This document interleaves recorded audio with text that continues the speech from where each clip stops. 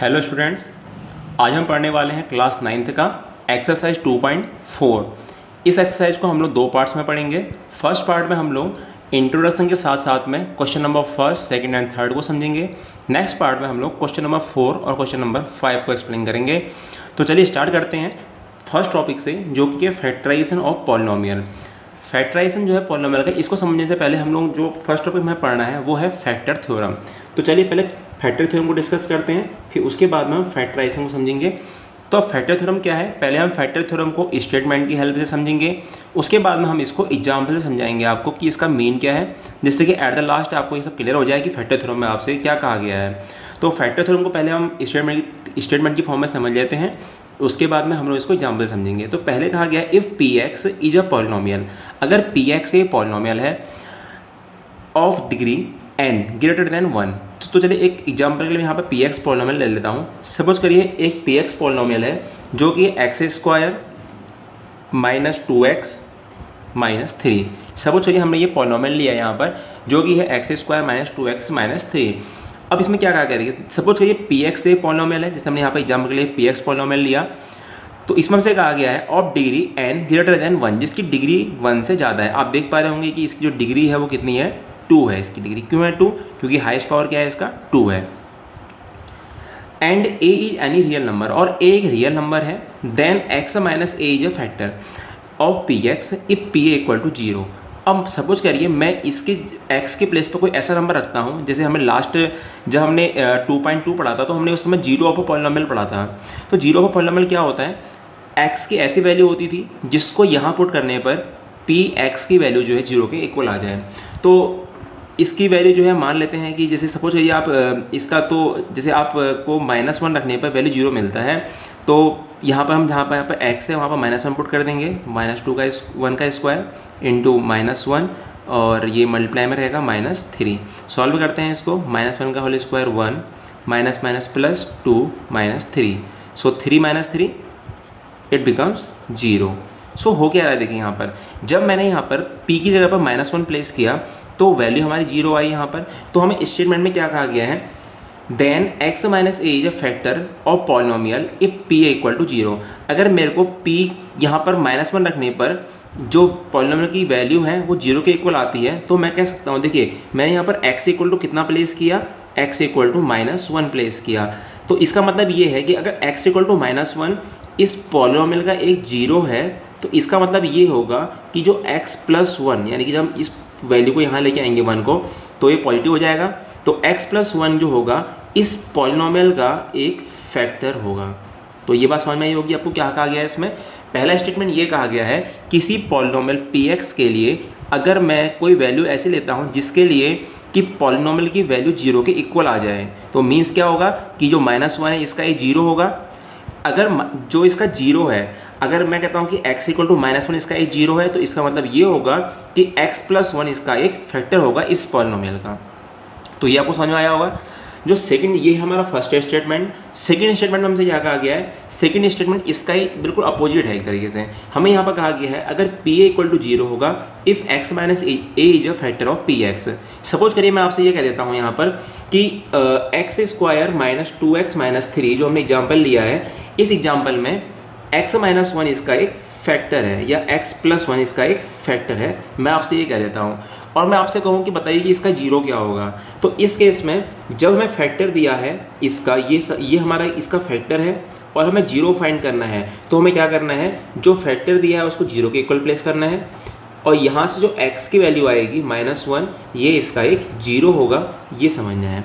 तो किसी भी पॉलिनोमियल के लिए हमने ये समझा कि जो भी पॉलिनोमियल हमें दिया है, अगर हमें उसका 0 दिया है तो हम 0 से फैक्टर कैसे फाइंड करते हैं। जैसे यहाँ पर p -1 इसका 0 था, तो हमने यहाँ पर 1 को इधर लेके आए हैं, तो x प्लस 1 इसका एक फैक्टर हो गया, तो हमने 0 से फैक्टर फाइंड किया। और ऐसे ही हमें अगर किसी पॉलिनोमियल का, यहाँ देखिए यहाँ पर हमने इधर को सॉल्व किया है, यहाँ पर हमने यहाँ पर सपोज किया था कि x प्लस 1 इसका एक फैक्टर है, और अगर हमें ये दिया है कि किसी पॉलिनोमियल का x प्लस 1 सपोज एक फैक्टर है, तो उस केस में अगर मुझे इसका 0 फाइंड करना है तो मैं x प्लस 1 को 0 के इक्वल प्लेस करूँगा, जहाँ से जो x की वैल्यू आएगी वो इसका एक 0 होगा। तो ये तो हम समझ गए कि कैसे एक फैक्टर से 0 फाइंड करते हैं पॉलिनोमियल में, और कैसे एक फैक्टर से हम जीरो फाइंड करते हैं किसी पॉलिनोमियल में। तो जो हमें यहाँ फैक्टर थ्योरम में समझाया गया है, ये समझाया गया है, इसको स्टेटमेंट की फॉर्म में हमें कहा गया है। तो ये सब क्लियर हो गया होगा आपको। इसको हम आगे जब क्वेश्चंस करेंगे वहाँ पर जाकर के आपको और भी चीज़ें क्लियर हो जाएंगी। तो ये तो था हमारा स्टेटमेंट। अब इसको हमारा ये स्टेटमेंट कहाँ से आया और ये ऐसा क्यों होता है, इसको समझने के लिए हम इसका प्रूफ भी करने वाले हैं, जिससे कि आपका दिमाग में ये सब क्लियर हो जाए कि ये चीज़ कहाँ से आती है। तो प्रूफ को आसानी ध्यान से देखिएगा, यहाँ पर काफ़ी आसान है। देखिए सपोज कर, हम इसको तो जानते ही हैं कि डिवाइडेंड, अगर सपोज करिए डिवाइडेंड है, कोई पॉलिनोमियल है, तो उसके जो फैक्टर्स होते हैं इस फॉर्म में होते हैं, जो उसका डिवाइजर होगा इनटू जो कोएफिशिएंट है प्लस रिमाइंडर की फॉर्म में। अब हमें ये पता है कि अगर कोई भी फैक्टर है तो हम उसको क्या लिखेंगे, पी एक्स इक्वल टू लिख सकते हैं एक्स माइनस ए प्लस क्यू एक्स, क्योंकि उस केस में रिमाइंडर तो जीरो हो जाएगा। अगर सपोज करिए मैं कहता हूँ कि यहाँ पर x minus a into Q x इसका फैक्टर है, तो इस केस में रिमाइंडर जीरो हो जाएगा, तो हम रिमाइंडर को जीरो प्लेस कर देंगे यहाँ पर। तो इसका मतलब क्या है, देखिए इसका मतलब ये तो है कि x, अगर मैं पी एक्स के फैक्टर्स की बात करूँ तो x माइनस ए और क्यू एक्स इसके फैक्टर्स होंगे। जैसे कि आप सपोज करिए एक नंबर है 6 और 6 का अगर आप फैक्टर्स करते हैं तो 6 के फैक्टर्स आते हैं 2 और 3। तो इसका मतलब क्या है कि 6 का फैक्टर 2 भी है और 6 का फैक्टर 3 भी है। इसका मतलब ये निकलता है यहाँ से, which shows that x minus A is a factor of p x, क्योंकि देखिए ना पी एक्स का जो मल्टीपल है उसमें x माइनस ए भी है और क्यू एक्स भी है। तो अब क्यू एक्स तो उसका मल्टीपल होगा ही, और साथ ही साथ में x माइनस ए भी उसका एक फैक्टर होगा। तो यहाँ पर हमने क्या करा, हमने यहाँ पर हमें मालूम है कि जो a है अगर इसका जीरो है, अगर पी ए जो है हमारा जीरो है, तो इस केस में मतलब अगर हमारा रिमाइंडर जीरो है तो x माइनस ए क्या होगा, फैक्टर होगा। इसी तरीके से अगर हमें ये दिया है कि x minus A is a factor of p x, अगर इसका जो फैक्टर है वो क्या है, x माइनस ए है, तो उस केस में क्या होगा, देखिए हमें ये पता है कि अगर फैक्टर है तो रिमाइंडर जीरो आएगा, तो हम इसको ले सकते हैं पी ए। अब देखिए जो हमारा यहाँ पर पॉलिनोमियल इस फॉर्म में बन जाएगा अगर रिमाइंडर जीरो होगा तो पी एक्स की वैल्यू आएगी यहाँ से, जब हम यहाँ पर ए पुट करेंगे तो p a equal to a minus a into g a equal to zero. देखिए क्योंकि ए माइनस ए जीरो हो जाएगा, zero into g a equal to zero आएगी वैल्यू यहाँ से। इसका मतलब ये है कि अगर हमें फैक्टर दिया है एक्स माइनस ए तो उस केस में ए उसका जीरो होगा, और अगर हमें जीरो दिया है तो वहाँ से हम उसका फैक्टर फाइंड कर सकते हैं। ये इसका प्रूफ है। जो हमने यहाँ पर आपको प्रूफ समझाया ये एक एक्स्ट्रा पोर्शन था समझाने के लिए आप लोगों को, तो जो इसका यूज है एक्सरसाइज में नहीं है, बट आपको समझना है इस चीज़ को। तो अब इसके हम एक्सरसाइज को सॉल्व करेंगे, जिससे कि आपको सारी की सारी चीज़ें क्लियर हो जाएंगी कि हमें क्या किस तरह से क्वेश्चंस को करना है। तो पहला क्वेश्चन देखते हैं यहाँ से।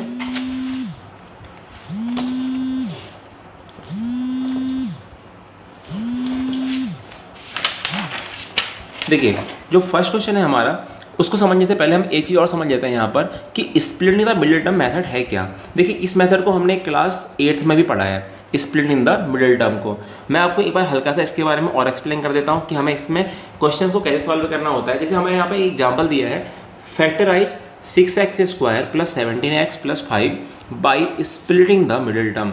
हमें इसको splitting the middle term method से सॉल्व करना है, इसके फैक्टर्स करने हैं। तो जब भी हमें कोई पॉलिनोमियल दिया है, जैसे यहाँ पर पॉलिनोमियल है 6x square plus 17x plus 5, तो पहले हमें क्या करना है, एक्स स्क्वायर का जो भी मल्टीपल होगा उसको हमें कांस्टेंट वैल्यू से, जैसे यहाँ कांस्टेंट वैल्यू क्या है 5 है, इससे मल्टीप्लाई करना है।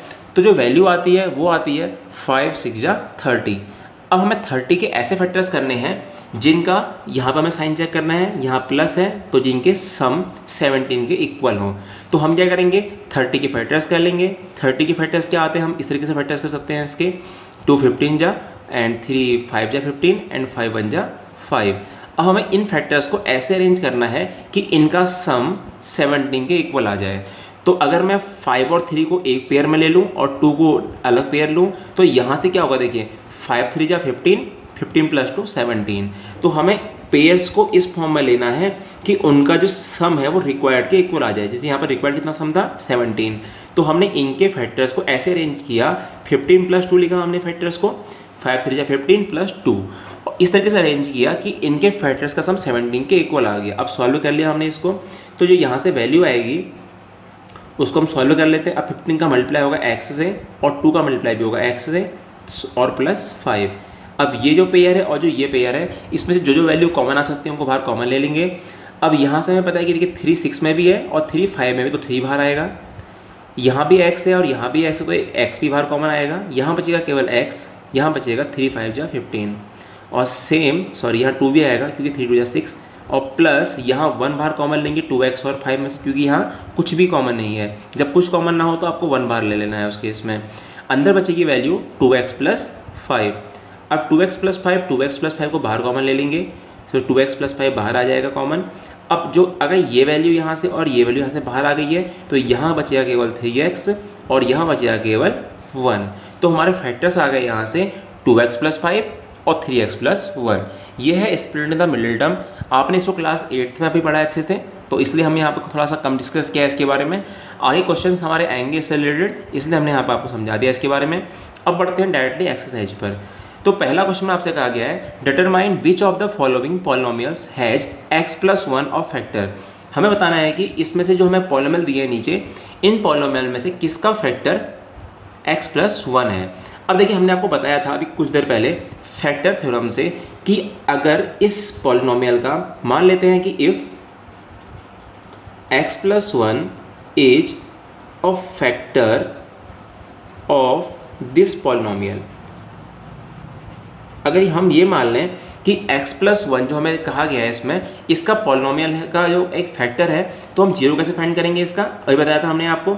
हम ये करेंगे then x plus 1 equal to 0, then x equal to आ जाएगी वैल्यू यहाँ से -1।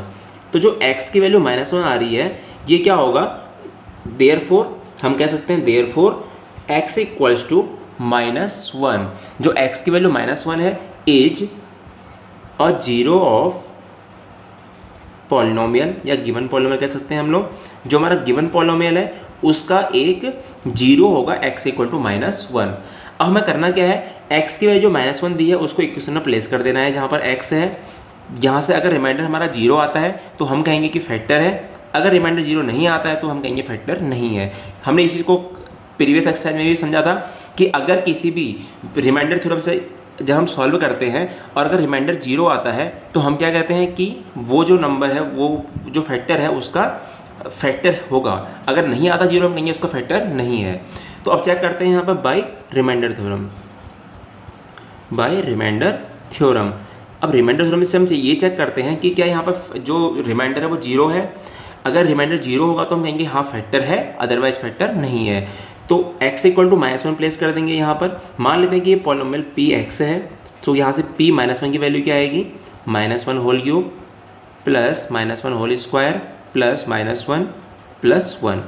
सो -1 का जो पावर है वो ऑड फॉर्म में है, तो यहाँ पर जो वैल्यू आएगी वो -1 ही आएगी। प्लस -1 की पावर इवन है तो +1 plus minus minus and +1, minus plus cancel out, minus plus cancel out, this becomes 0। अभी देखिए यहाँ पर हमारा रिमाइंडर 0 आया है। अगर रिमाइंडर 0 है तो इसका मतलब क्या है, therefore we can say that x plus 1 is a factor of given polynomial, given polynomial. ठीक है ना। तो इस तरीके से हमें समझाएगी कि ये फैक्टर कैसे है। देखिए आप इसको समझ ही पा रहे होंगे कि अगर सपोज मैं आपसे कहता हूँ कि 6 का ए फैक्टर 2 है, अब ये इसका फैक्टर है और मैं इससे डिवाइड करूँ तो रिमाइंडर कितना आएगा आपका, 0 आएगा। बस ये हमें समझना है। अगर हमारा रिमाइंडर 0 आ रहा है तो हम कहेंगे कि वो उसका एक फैक्टर है जो हमें ये इस तरीके से जो पॉलिनोमियल दिया गया है। अगर नहीं है तो रिमाइंडर 0 नहीं आएगा। तो अब नेक्स्ट क्वेश्चन में बढ़ते हैं, इसके बाद करते हैं सॉल्व इसके नेक्स्ट पार्ट को, जो कि है इसका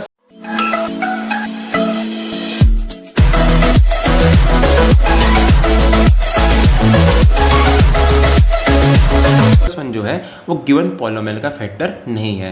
हमें इस तरीके से सॉल्व करना है हर एक क्वेश्चन को। अब मैं क्वेश्चन में स्टेटमेंट कम लिखूंगा क्योंकि मैंने पहले क्वेश्चन में आपको स्टेटमेंट लिख के सिखाया है। अब हम क्वेश्चन को डायरेक्टली सॉल्व करेंगे यहाँ पर से।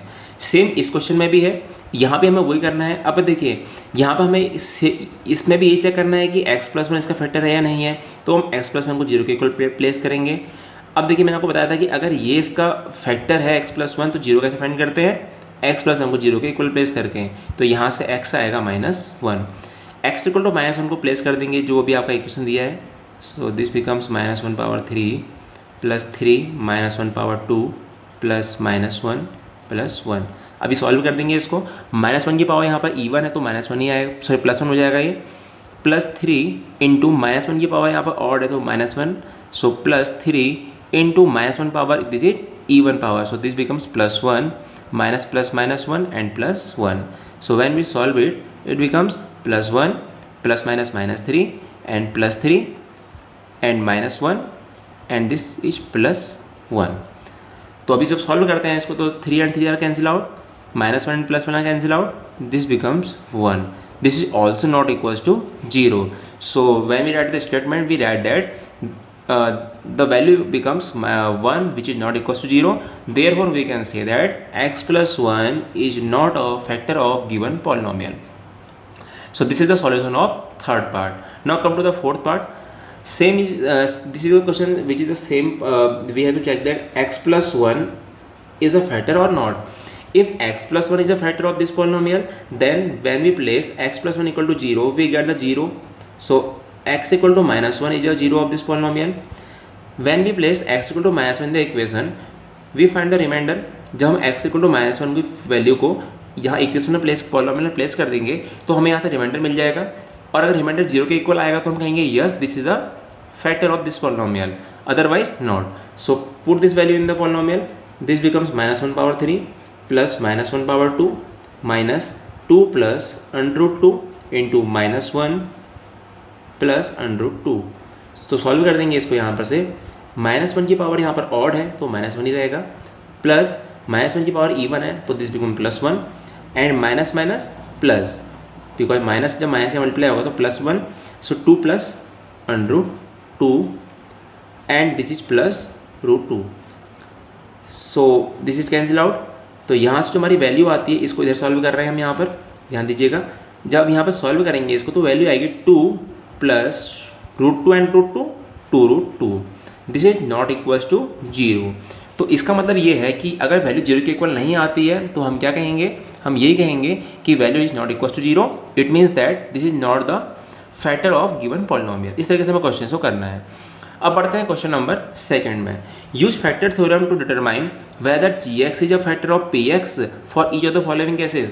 यहाँ पे हमें सेम क्वेश्चन करना है. हमें ये चेक करना है कि जो gx है वो px का फैक्टर है. अब हम यहाँ भी सेम चीज़ करेंगे, रिमाइंडर थ्योरम में सॉल्व करेंगे इसको. पहले हमें क्या करना है, हमें यहाँ पर जो हमें फैक्टर दिया है फैक्टर की हेल्प से हम जीरो फाइंड कर लेंगे. तो यहाँ पर हम लिखेंगे if x plus 1 is factor of given polynomial, then x plus 1 equals to 0, it becomes x equal to minus 1 is a 0 of given polynomial. हम ये लिखेंगे इसके बारे में कि अगर x plus 1 equal to x plus 1 जो है इसका फैक्टर है तो इसका मतलब x plus 1 equal to 0 means x equal to minus 1. इसका एक 0 होगा. अब हम x इक्वल टू माइनस 1 को सॉल्व पुट कर देंगे इक्वेशन में. तो यहाँ से वैल्यू आती है p minus 1 equals to 2 into minus 1 whole cube plus minus 1 whole square और this is minus. So minus 2 into minus 1 minus 1. तो यहाँ से वैल्यू आएगी 2 into minus 1 whole cube minus 1 plus 1 minus minus plus 2 minus 1. So solve कर देंगे इसको यहाँ से तो minus 2 plus 1 plus 2 minus 1 plus 2 minus 2 cancel out plus 1 minus 1 cancel out. This is equals to 0. अभी देखिए रिमाइंडर हमारा कुछ नहीं बच रहा है, रिमाइंडर की वैल्यू 0 के इक्वल आ रही है. इसका मतलब हम कह सकते हैं कि x plus 1 is a factor of given polynomial. हम ये कहेंगे कि x प्लस 1 दिए गए पॉलिनोमियल का एक फैक्टर है. तो इस तरीके से हमें क्वेश्चन को सॉल्व करना है. तो ये तो आपको क्लियर हो गया होगा कि हमें यहाँ पर क्या करना है. तो इसके बाद में हम बढ़ते हैं नेक्स्ट क्वेश्चन में जो कि हमारा क्वेश्चन नंबर सेकंड का है next part.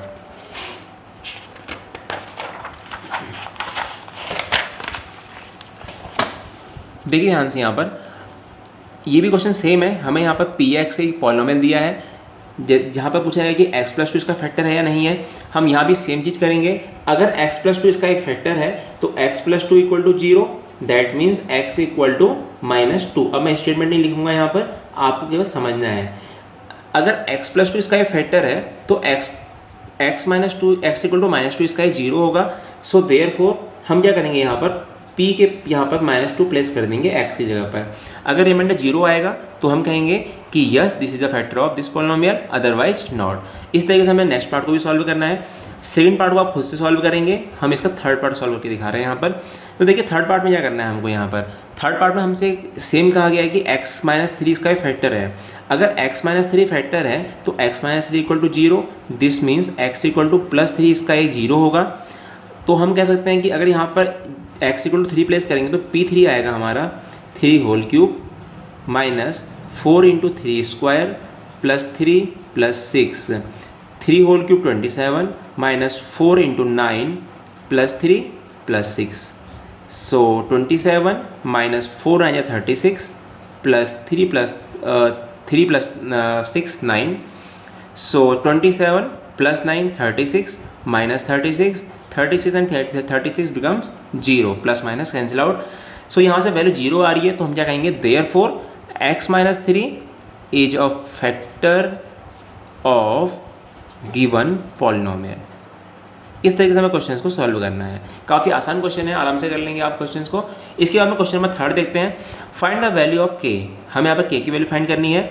If x-1 is a factor of px, अगर x-1 दिए गए पॉलिनोमियल का एक फैक्टर है हर एक केस में। तो देखिए हमें यहाँ पर ये चीज़ गिवन है, यहाँ पर देखिए इस कंडीशन को पढ़िएगा, if x-1 is a factor of px। हमसे ये क्वेश्चन में गिवन है कि x-1 is a factor of this polynomial. अगर देखिए x-1 इसका एक फैक्टर है, ये इसका एक फैक्टर है, तो इसका मतलब क्या होगा, therefore x-1 equal to 0, this becomes x equal to +1। क्या होगा, इसका एक 0 होगा। हमने बताया था आपको कि फैक्टर से 0 कैसे फाइंड करते हैं। तो यानी कि x+1 इक्वल टू इसका एक 0 होगा। और 0 क्या करता है, जब भी हम 0 को इक्वेशन में प्लेस करेंगे तो that gives value equal to 0, वो हमें इक्वल देता है 0 के इक्वल वैल्यू। सो यहाँ पर वैल्यू प्लेस करेंगे 1 स्क्वायर p1 फाइंड कर लेंगे, 1 स्क्वायर प्लस 1 प्लस k, ये इसकी वैल्यू 0 के इक्वल आएगी because it is given that, यहाँ पर हमें दिया गया है that the x+1 is the 0 of this polynomial. ये हमें दिया है कि ये इसका एक पॉलिनोमियल का 0 है। अगर 0 है तो वैल्यू इक्वल देगा 0 के। सो सॉल्व कर देंगे यहाँ से इसे। सो 1 का square 1 plus 1 plus k equal to 0। So यहाँ पर सॉल्व करके इधर करेंगे इसको, 1 + 1 2 plus k equal to 0। So k equal to -2। तो यहाँ से हमारी k की वैल्यू आ गई है -2। तो इस तरीके से सॉल्व करना है हमें इन क्वेश्चंस को। इसके बाद में लास्ट पार्ट है हमारा, जो हमें इसका थर्ड क्वेश्चन का सेकंड पार्ट आपके लिए छोड़ा है, वो आप खुद करेंगे। इसके बाद में थर्ड पार्ट को सॉल्व करने वाले हैं इसमें, जहाँ पर हमें कहा गया है कि सेम क्वेश्चन है कि x-1 इसका एक फैक्टर है, हमें चेक दिया है और हमें इसकी यहाँ पर k की वैल्यू को फाइंड करना है। अब हमने यहाँ पर फाइंड किया है पहले से फैक्टर, तो हम दोबारा से फाइंड नहीं करेंगे 0 इसका। अगर देखिए x-1 भी इसका एक फैक्टर है तो x इक्वल टू +1 इसका एक 0 होगा, और x इक्वल टू +1 इसका एक 0 है। तो जब हम यहाँ पर x की प्लेस पर +1 पुट करेंगे तो जो वैल्यू आएगी वो किसके इक्वल आएगी, 0 के इक्वल आएगी। सो यहाँ से हम सॉल्व कर देंगे इसको। तो k into 1 square means k minus √2 and +1 equal to 0। So k equal to √2 right side में जाएगा तो +√2 एंड -1। सो k की वैल्यू आती है √2 -1। इस तरीके से हमने क्वेश्चन नंबर 1st, 2nd और 3rd को सॉल्व किया। उम्मीद करते हैं आपको ये सब समझ में आया होगा। अगर आपको कोई भी प्रॉब्लम है तो आप दोबारा से एक बार वीडियो को देखिए, आपके सारे के सारे डाउट्स क्लियर हो जाएंगे। Okay, thank you.